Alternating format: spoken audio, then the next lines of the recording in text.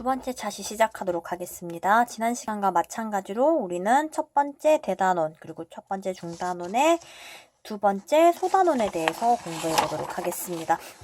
두 번째 소단원에서 우리가 공부해야 될 내용은 경제 문제가 왜 발생하는가를 희소성하고 관련지어서 이야기해 볼 수 있고, 그리고 희소성이 있는 재화를 찾을 수 있다라고 되어 있었습니다.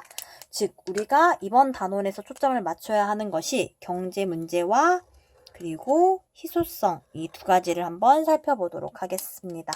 그러면 이제 본격적으로 수업 진행해 보도록 하겠습니다.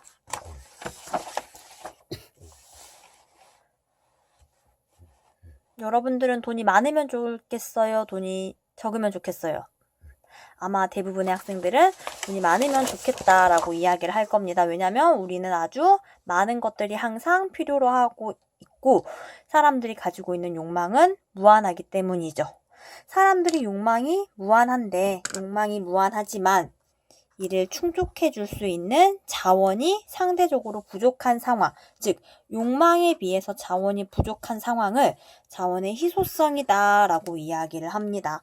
자원의 희소성이라는 건 흔히 이야기하는 희귀하다 라는 것과는 조금 다른데요. 희귀하다라는 것은 자원이 절대적으로 부족한 걸 이야기를 합니다. 한번 비교해 보도록 하겠습니다.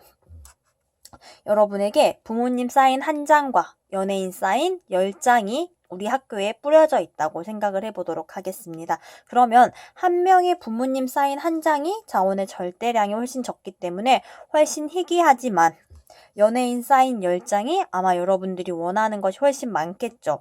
그러니까 이 경우 연예인 사인 10장이 훨씬 더 희소하다라고 볼 수 있다라고 생각하시면 되겠습니다. 즉 자원의 희소성이라는 것은 원하는 양과 얼만큼 원하는지와 실제 존재하는 양 사이의 관계에 의해서 결정된다라는 측면에서 상대성을 가지고 있다라는 이야기를 설명할 수 있습니다.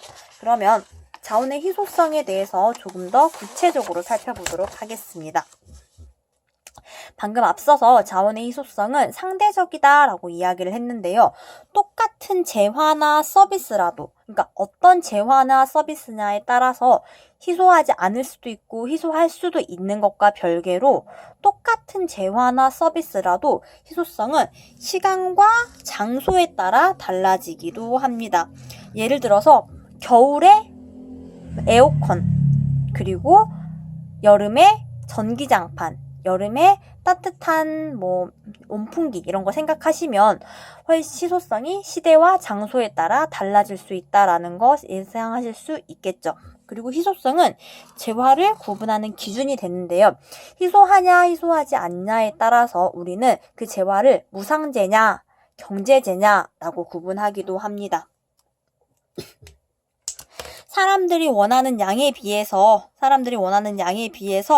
존재량이 많은 경우에 그 경우는 희소성이 없다라고 하기 때문에 이런 경우에는 사람들이 굳이 돈을 내고 사려고 하지 않겠죠. 예를 들어서 햇빛과 공기입니다. 자연에 엄청나게 많이 널려져 있는 햇빛과 공기는 분명히 사람들이 원하기는 하나 사람들의 욕구에 비해서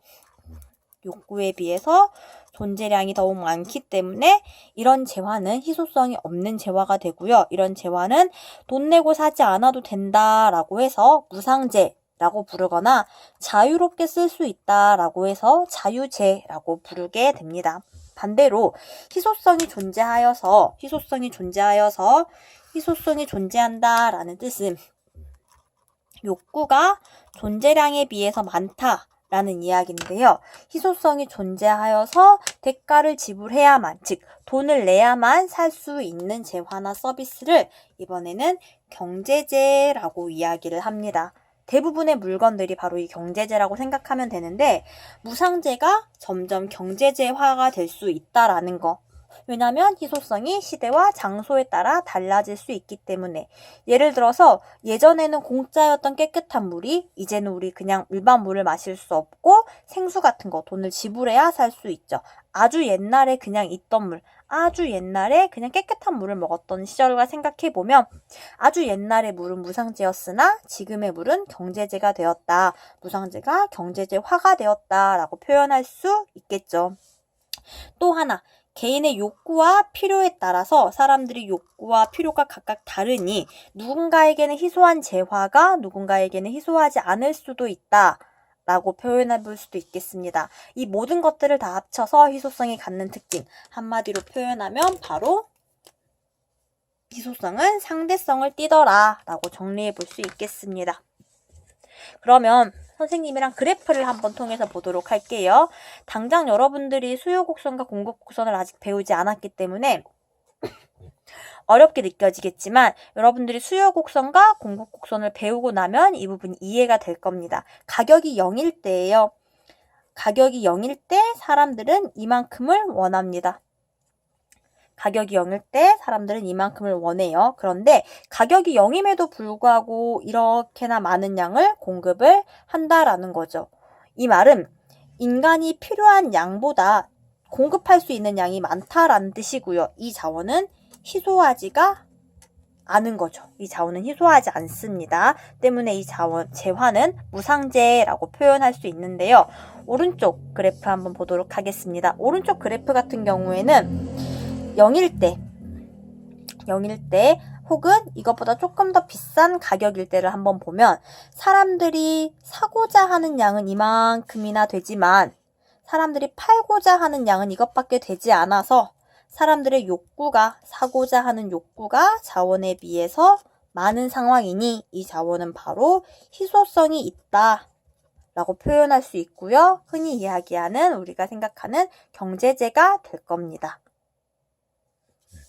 조금만 더 이야기를 한번 해보자면 이 부분은 여러분이 지금 이해가 되지 않더라도 나중에 수요 곡선과 공급 곡선을 보고 나면 조금 더 이해가 되실 수도 있고요. 중학교 때 공부를 했던 사람이라면 아마 이해가 될 수도 있을 것 같습니다.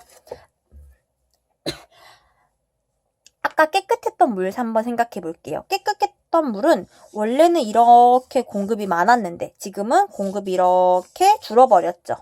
공급이 줄어버리게 되면 이것은 경제제가 되어버릴 수도 있고요. 사람들이 원치 않았던 그냥 나물들, 그냥 원치 않았던 나물들이 사람들이 나물이 몸에 좋다더라 라는 이야기가 퍼져서 이런 식으로 나물의 수요 곡선이 오른쪽으로 이동하게 된다면 이것은 다시 또 경제제가 될 수도 있겠죠.